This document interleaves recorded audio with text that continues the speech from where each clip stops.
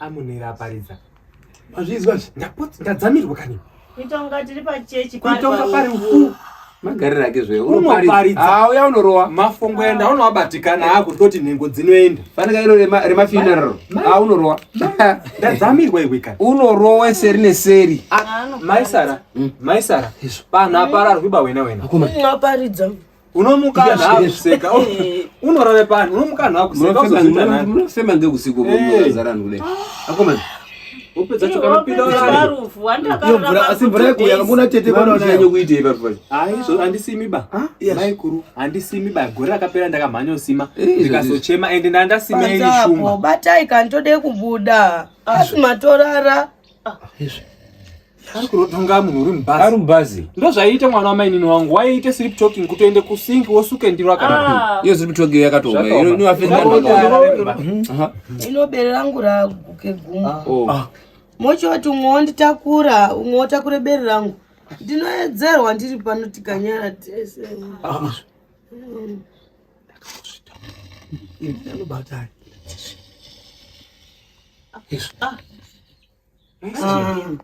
Maichi wamunopopotere matumbu here tati munotore musoro. Tete ndiri kupinda mukachere. Maindini mainetsa mchiti tete maivha ingatifambe.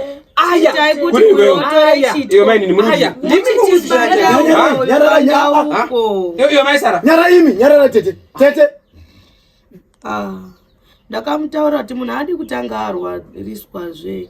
Ino mafuta ese anonga achipera. Munhu ndandofana accident. God uyu ndiye watuda kuendera. Ndiyani munenisa? Vai ndiwo unombotanga.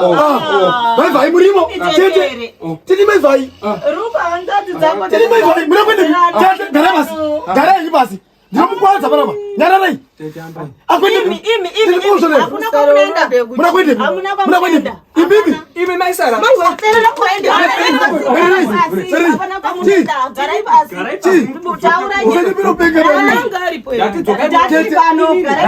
Rara maisara mpeze nyinyi.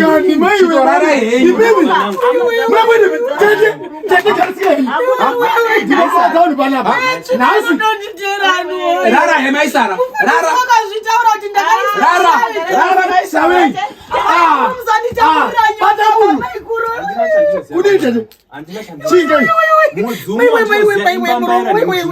Koizi maisara tora nyeni shakanaka andina